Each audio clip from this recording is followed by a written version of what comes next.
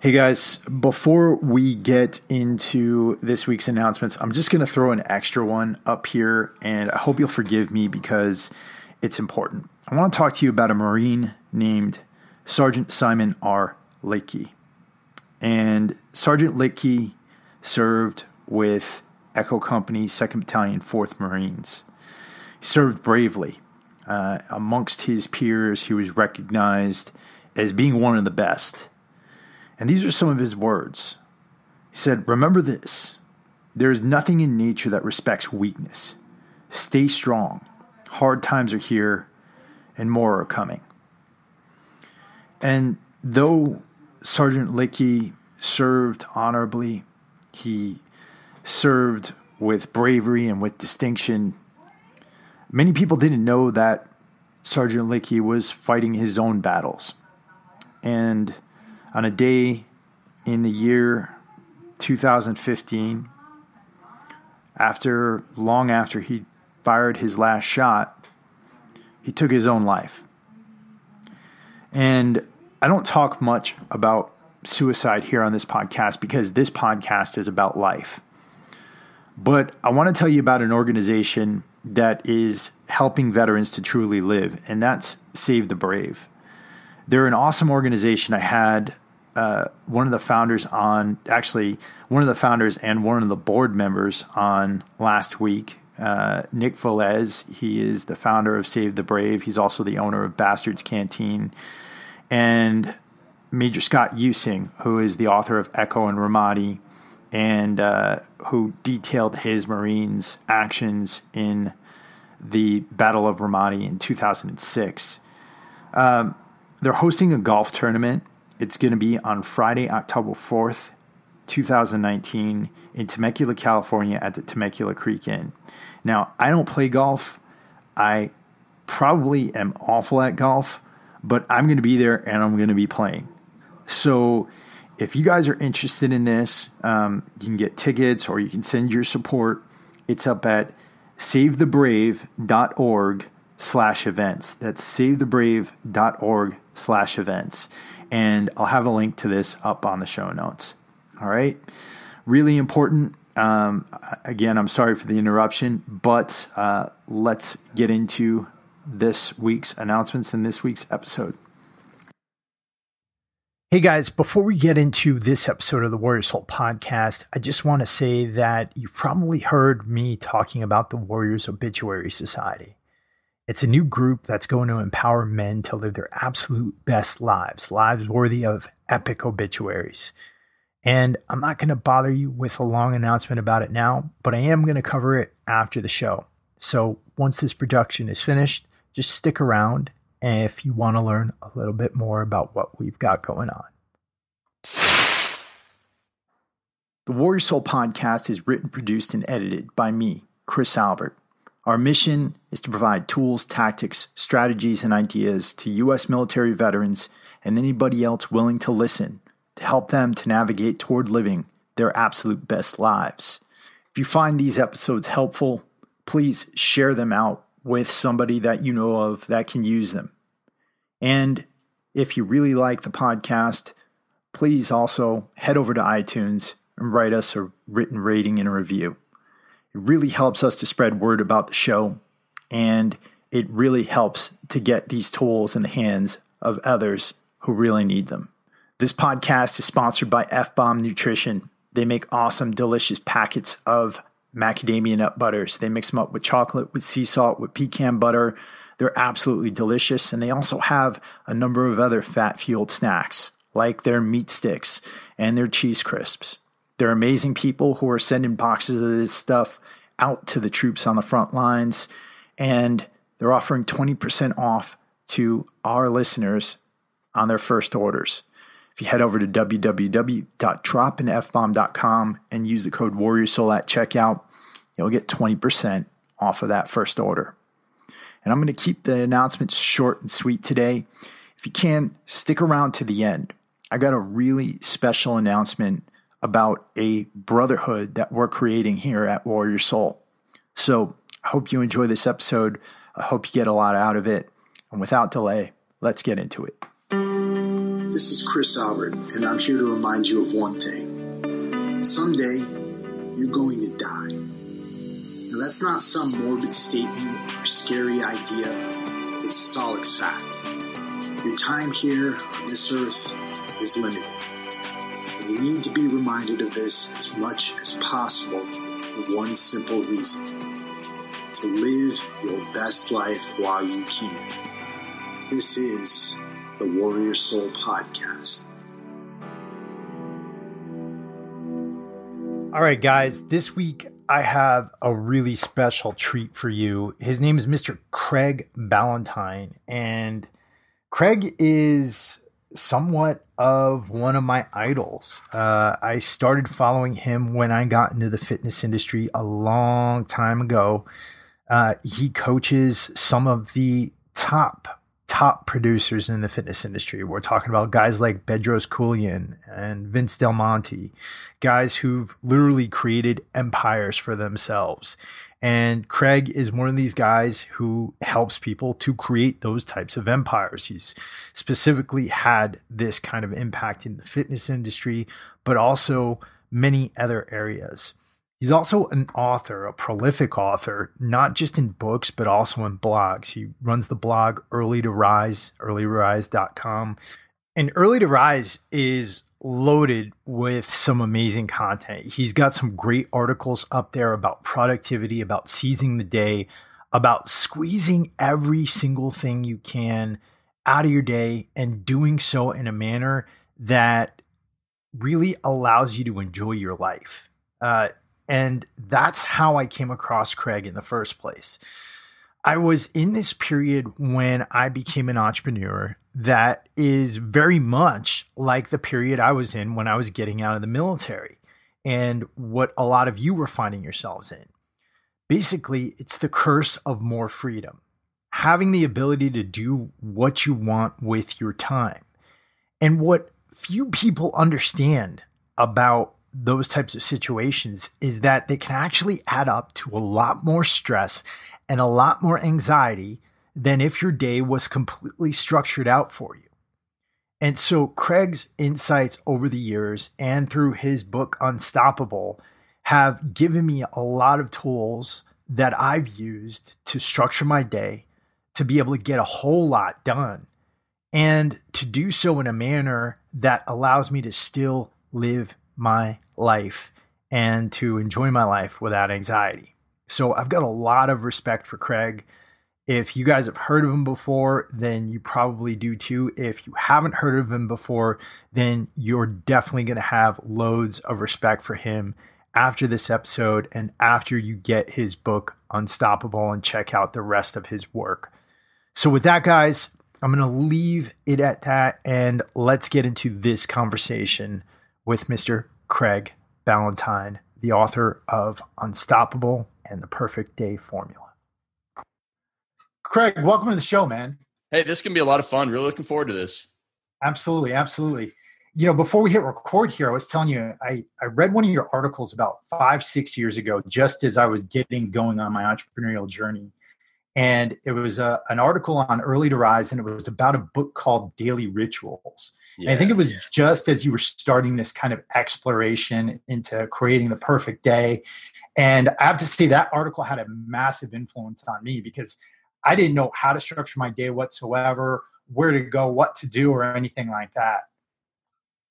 Yeah, I mean, to me, I love seeing what other high performers are doing, taking the best, applying it to my life, applying it to the lives of others.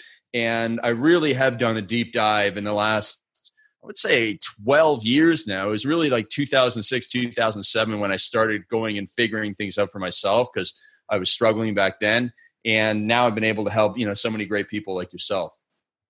Yeah. You're one of these guys. I mean, you're an author. You've had some best-selling books, but you've also helped a lot of people build massive business empires, and you've built your own empire. Mm-hmm. And when I was reading your book, your latest book, Unstoppable, kind of hearing what you were going through at that point, I was like, well, this dude seems like he's on top of the world. He's got everything. He's helped so many people.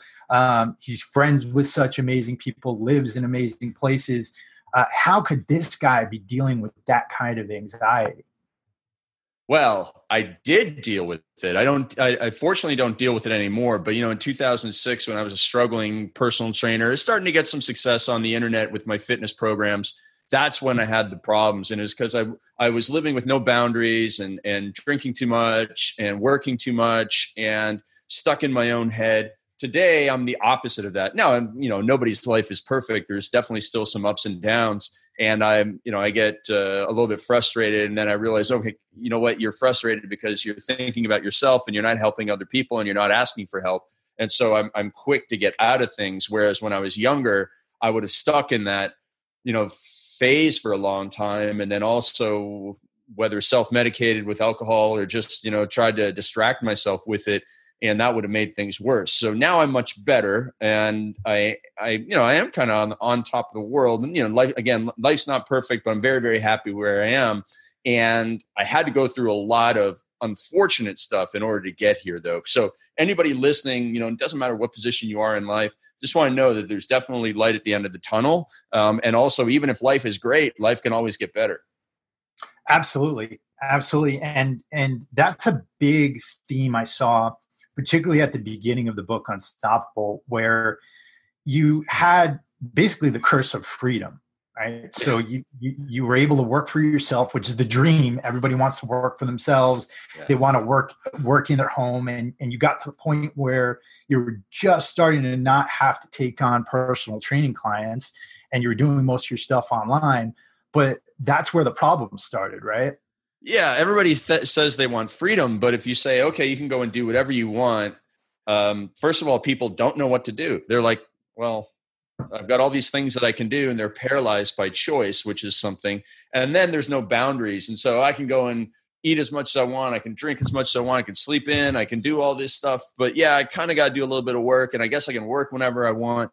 And all that, all over the place is actually not good for humans. Humans like routines. We like to, just like our dogs like routines, right? You and I were talking about dogs before we started. We both have dogs, both love dogs. And that if your dog doesn't get, its nap, its walk, its thing at the normal time, it gets a little bit skittish. And most people don't realize that we're actually the same way. We operate best when we go to bed at the same time, when we wake up at the same time, when we eat meals at the same time, when we generally eat the same meals as well. Our bodies get into this rhythm and everything's working.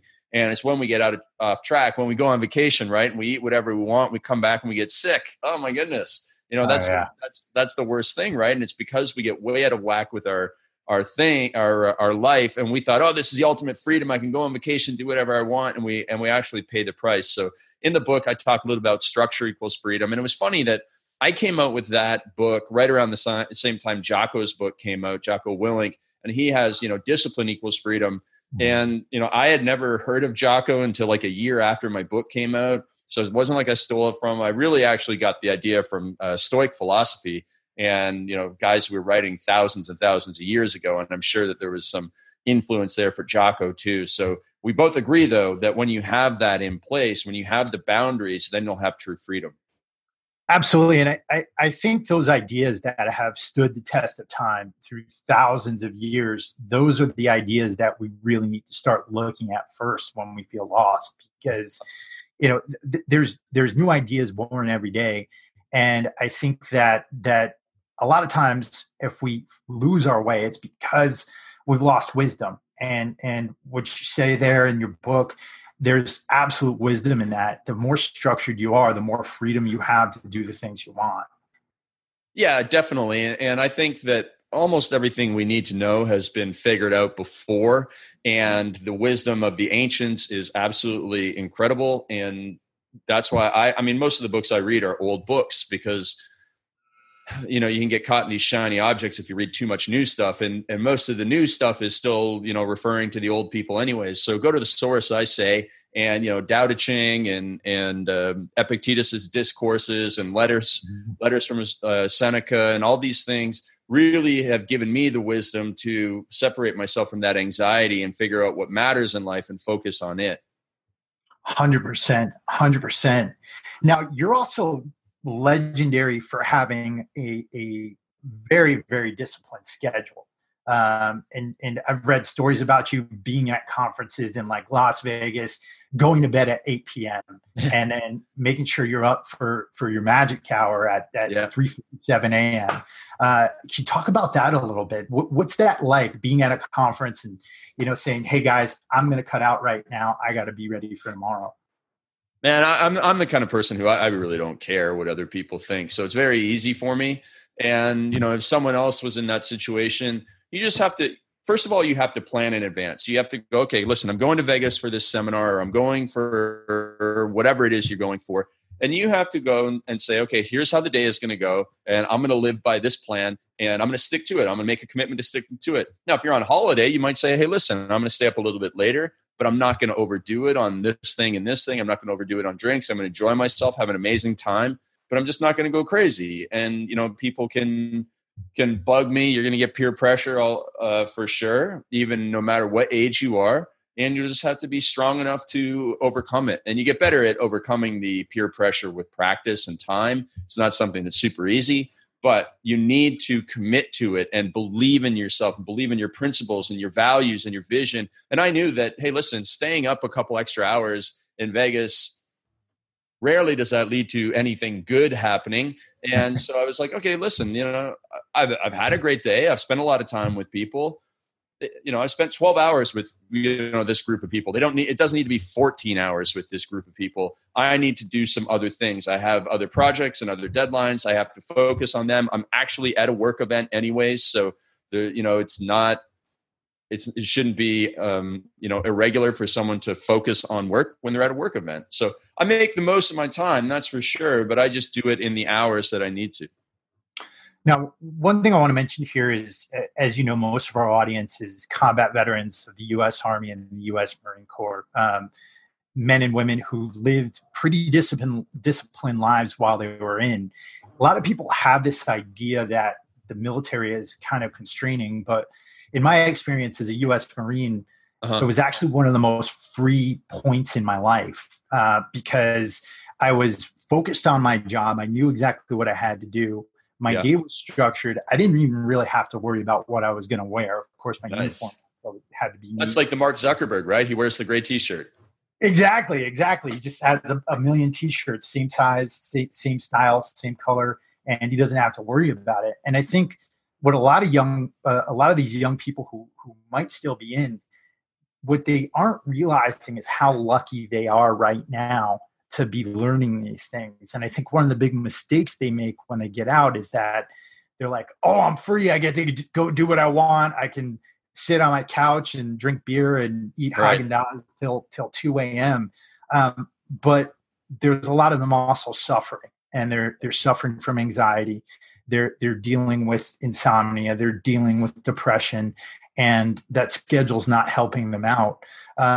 Had you dealt with, and I know you have dealt with depression, but do you want to talk a little bit about depression and how that was alleviated by instilling these types of disciplined routines into your day?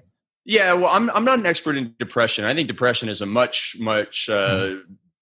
bigger demon and deeper animal than anxiety. But anxiety itself, which is something that you can really get out of anxiety a whole lot faster than you can depression. I have some clients that have depression, and there's no triggers into it and there's no triggers out of it when you have real clinical depression. But in terms of anxiety is brought on mostly by ourselves, a little bit of genetics as well, and the environment in which we were raised. And so, we have to, maybe do some therapy, but we also have to take care of ourselves. So sleep, nutrition, avoiding a lot of triggers like alcohol, caffeine, any type of, most of those stimulants, and also avoiding comparison syndrome and overcoming the negativity that's around us, and then not trying to do 414 things every day. Like, a lot of it's on us. Like, we can't say yes to everything. So when I started to say no and really focus on my most important stuff, and I was able to step back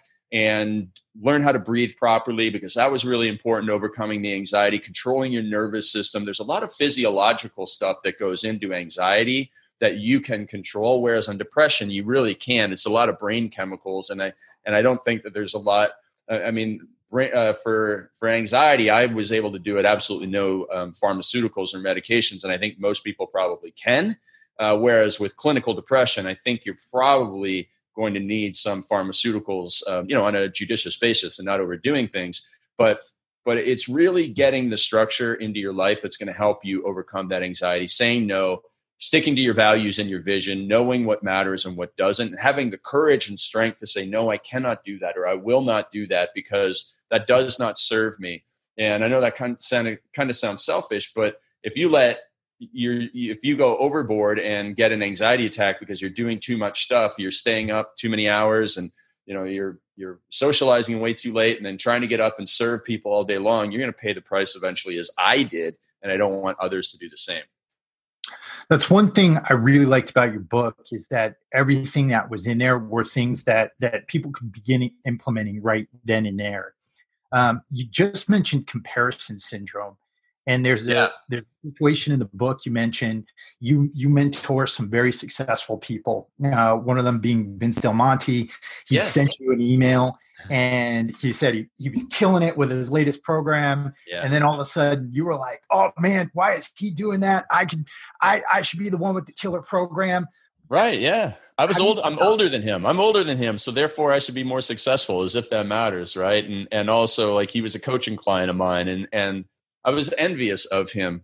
It's not jealous. It's envious. Envious is when people have something you want. Jealous is when something's been taken from you. So I'm such an expert in envy and jealousy that I know the difference between the two. So I was envious of him, and a lot of us suffer from comparison syndrome, where it's like, oh, the guy next door, he's got the brand new F-150. I only have last year's F-150. My life is so bad, so frustrated right now. I mean, come on, here we are with. We need some perspective, but it's actually really difficult. Like when people say, "Oh, you should just be grateful because you're not living in Syria or something," that doesn't actually work. It doesn't actually work because we only compare ourselves to our local tribes, and so saying that type of thing, you should be happy about that, it works a little bit, but not enough. And so what we need to do, though, is understand that if somebody's life is going really great, it doesn't make our life better if something bad happens to them or if they have more than us. It doesn't affect our life at all. What affects our lives is us doing the best that we can, us going out and, creating value so that we can have these great things. And then also for us to really understand what makes my life fulfilled. What is fulfillment in my life? And for most, I have a lot of clients who have a couple of kids, and they're not as monetarily successful as I am, and I don't have any kids, and so they're always frustrated, right? They're like, "Oh man, I wish I had your life," and I'm like, "Well, I kind of wish I had your life. You got a couple of kids. I don't have any kids, and in 40 years from now, when we're both in rocking chairs, you're actually going to be probably more fulfilled." So just understand that what one person has doesn't affect you anyway.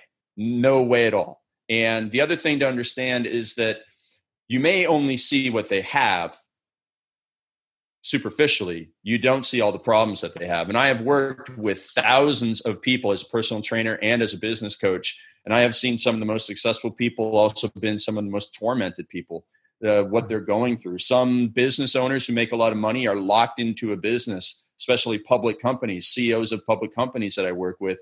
They can't leave. They can't even tell people that they need to go to a doctor for depression, because if the shareholders found out, they would be, the stock would go down. Like, that's you just don't worry about other people, just worry about yourself. Right. And you never know what battles that other person's fighting. Oh my gosh, I have heard everything, my man. Everything. And it's just like I've heard it said this way. When you look at somebody, you go, "Oh man, I'm envious of that person. They're having a little bit more success." Realize that if you wanted to have that success, you'd have to have everything that came with their life. And maybe you look at their kids and go, "Wow, their kids are brats. I would not trade my kids for their kids, and just in order to have more financial success." So understand that when you want something else somebody else has, the only way you're allowed to have it is if you take everything that they have good and bad. And in most cases, you go, "Yep, I'm pretty happy right here." Yeah. And one of the things I did right after I finished your book, I started another book, and I read Man's Search for Meaning by Viktor Frankl for the first time. Yeah. And just reading that book and seeing what he went through in the concentration camps, and then his psychological analyses afterwards, and his discussion on how to bring meaning to suffering in life. Mm-hmm. That book should be mandatory reading in teenagers in the entire world. Mandatory. Should be. It's not, but should be. If I was king. And here's the crazy thing. I mean, that book is crazy enough already, but he did not have to go to the concentration camp. He could have escaped it by not going back, but his parents were still in whatever country, whether it was Germany or Poland. And he could have, said, well, if I go back, I'm going to the camp too. So I'm going to take care of myself and, hopefully they'll be okay. He went and they still weren't okay. So they still passed away in the camp. And he was one of the very few people that survived, but he did not have to go to a concentration camp he was there for years. He could have taken the easy way out, but he did not. So that's not mentioned in the book. And most people don't know that.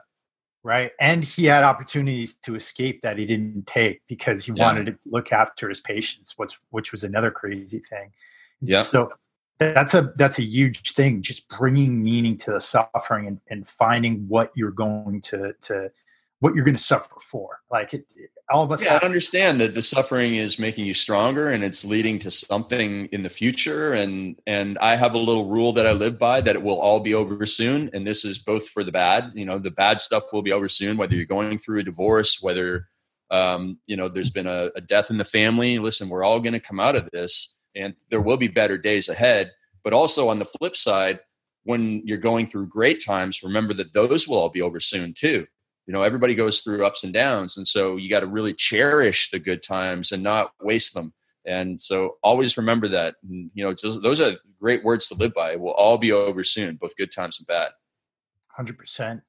Now, I want to make sure everybody goes out and gets this book. You also mentioned nutrition and exercise as being hugely important as far as defeating anxiety and including those things in your routine, but also not necessarily overdoing it with exercise, not going out there and trying to, for a while, I was still training like I was a Marine for years. And then I went into powerlifting, and I still, even after I stopped competing in powerlifting, I was still training like a powerlifter, but that had a huge toll on me, my anxiety levels in my body. Talk a little bit about that and how you've struck that balance. Well, I as I say in the book, when I had my anxiety attacks, I was in the best shape of my life. 6-pack abs, 185 pounds, 9% body fat, magazine cover. And that didn't mean anything. And so you cannot exercise yourself out of anxiety. You can exercise yourself into anxiety probably, and you cannot eat your way out of anxiety, although you can probably be so obsessive compulsive about your nutrition that it feeds your anxiety. So it just needs to be good. You need to be active and healthy. The breathing is really the key. The breathing is so important. I was not breathing properly. I was breathing from my upper chest, short, shallow breaths, blows off more carbon dioxide. When that happens, your body responds by elevating adrenaline in the body. And adrenaline is one of the hormones associated with anxiety. So, and alertness and that fight or flight response. So by learning how to do belly breathing, yoga style, meditation style breathing, it was massive for me, and it just made me feel so much better. And from there, I use it every day, and I calm down, and I'm in a great space. Yeah, yoga, breathing, meditation is another really, really big one that's definitely helped me. And you said you started meditating in just 2 minutes a day, right? Yeah, I did. I'm pretty sure it was 2. It might have been 1, but I'm pretty sure it was 2. I counted, and then I started counting breaths. So it was like 2 minutes a day for a couple days, then a little bit longer, then a little bit longer. So most people think, well, I got to go and do this 20-minute meditation session. It's very difficult. Well, yeah, I tried doing that too, and I failed the first 2 or 3 times I tried the meditation, and then I said, you know what, I'm going to stick to it this time. I'm going to make it really easy. And that's how I started it up. Awesome.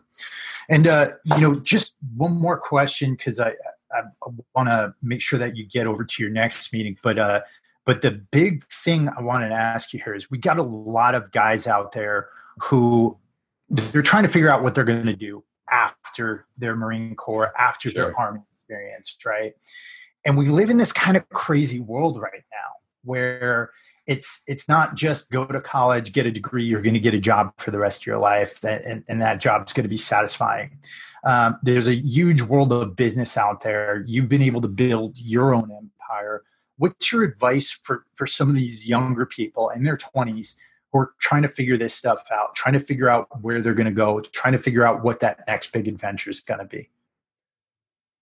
Well, I would say you got to sit down and this is not maybe going to come in one session, but you need to understand your values and your vision, because they're going to drive every decision. And so you have to know what's true to you and your morals and ethics and what you want to achieve in life, and sit down and say, you know what, if family is the most important thing to me, if making money is the most important thing, if, having an impact on other veterans is the most important thing to me, whatever's the most important, you got to set that as your North Star. And then you guys know how to do an objective and a mission objective better than anybody. Okay, if that's where we're going, then every movement, every day, we must move towards that and make progress towards it. We must avoid detours, and detours come up every single day with new opportunities and shiny objects and distractions and temptations. And we have to say, okay, you know what, as much as I want to, go to Vegas for another bachelor party, I also, more importantly, want to make sure that I have, that my fiance and I get married in 4 weeks from now. And, the last time you went to Vegas, you go with some guys that are pretty, can really bring the ruckus. And if you go 4 weeks before you're going to get married, you might do something so stupid that it throws off the rest of your life for one short-term gain. So what I want you to do is have that North Star, figure out what it is. And it might take some self-reflection. I have a lot of exercises and questions about it in the Perfect Day Formula and in Unstoppable. But once you figure it out, then you have to go all in on commitment to it, just like you guys have gone all in on commitment to so many other things in your life. Absolutely. And finally, I just want to acknowledge you, because you have these 2 books, but you also have volumes of other content out there that has helped people like me, that's helped thousands of people. And I know that your actual clientele is a very small circle of people who are very, very powerful, but you've also gone out of your way to really get information out there to people and to provide value and to serve. And I think that's just absolutely amazing. And you've been an example for me and so many other entrepreneurs who've tried to make an impact on various communities out there. So I want to thank you, Craig. Well, hey, I'm happy to help. I mean, that's why I wrote those books, and that's why I create all that content. And I help people at all levels, and my goal is just to provide some level of coaching to everybody, because everybody needs it. I think we could all agree that if we all went through life with a mentor or a coach from when we were teenagers on up, we would all make better decisions and therefore have less anxiety and more success. So that's what I'm all about. And I'm very grateful that you've used it and put it to use, and will continue to do so. Absolutely. And where can people find you online? We're going to get all these links up on the show notes, but where's the best place to interact with you and to find more about you? Yeah, there's one new school way, which is Instagram. So Real Craig Ballantyne on Instagram is my favorite. And then old school way, I really do actually answer all my emails. So Craig@godfather.com. Hit me up on email. I'm happy to help. Craig@godfather.com. Outstanding. Yeah. Outstanding. Like Godfather, like that's awesome. Yeah. Pretty cool. That's amazing. Very cool, man. Well, dude, thank you again for coming on to the show. Thank you for speaking to our community. And definitely, I really appreciate this. We're going to get these books up on the show notes for those of you who want to take a look at them. And to everybody out there, get out there and live your best lives while you can. Perfect. All right, ladies and gents, I hope that you enjoyed that interview with Mr. Craig Ballantyne. If you did, please remember to write us a written rating and review up on iTunes. Like I said, it really helps to spread word about the show. The more people we get listening to this podcast and these episodes, the more we're going to be able to get awesome guests like Craig Ballantyne and others. We've got some amazing guests coming up in September. We've got Mr. Robert Greene, the author of the 48 Laws of Power, and also his recent book, The Laws of Human Nature. Really awesome individual. I'm looking forward to speaking with him. I'm also going to be speaking with Nick Koumalatsos, the Marine Raider. He's also a filmmaker and a businessman, a multifaceted businessman. I'm really looking forward to speaking to him about his book, Excommunicated Warrior, which details his transition out of Marine Special Operations and into the civilian world. Now, at the beginning of the show, I mentioned that we've got something new going on here at Warrior Soul, and it is called the Warriors Obituary Society. Now, what is this? Well, this is a group. It's going to be a fraternity for men that empowers men to live their absolute best lives, lives worthy of epic obituaries. And the way it's going to work is this. We're going to have an 8-week development program up front for all new members. And what that's going to do is it's going to get everything straight as far as fitness, as far as personal finance, your business, your career, your relationships, right? And then what we're going to be doing once you're through and during that 8-week development program, we're going to be inducting you into this society. And each week we're going to be running live calls. We're going to be holding challenges that are going to push you forward in each facet of your life. We're going to be running physical challenges, workouts. And we're going to be holding all of our brothers accountable for each area of their life, for moving forward and accomplishing goals for each area of their lives. And this is all going to start with a vision that you're going to create. There's a lot of programs out there that are like this, but super expensive. And what I want to do is I want to keep the costs low on this. What I'm envisioning is an international fraternity of men who are pushing each other to be their absolute best. I've always said this. If we want this world to change, we all need to step up.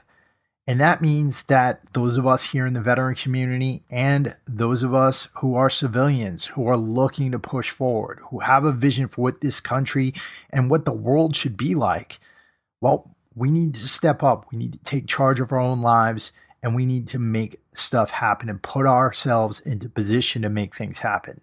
So that's what the Warriors Obituary Society is going to be about. And we have opened up our membership. So if you're interested in joining the Warriors Obituary Society, we're taking the initial class through in September. And then after that, we're going to have some rolling admissions. If you are interested in joining this society, in improving your life, and then taking a leadership role in what I think is going to be something that's going to transform this country and transform this world, then you are definitely welcome. Like I said, this is for men. It's not just for veterans. It's centered around values. Those of us who want to push each other to be our absolute best. So if you're interested, either DM me on Instagram or email me over at chris@warriorsoulagogi.com. I've written out an operations order and I will send that to you. And if it's something that piques your interest, then let's do it. Let's get you in there and let's get you moving. So with that, guys, I want to thank you for listening. I look forward to getting all of these episodes out to you in September, these awesome episodes that are coming up. And if you've got any questions, feel free to reach out. I'll talk to you guys again soon. And with that, I am out.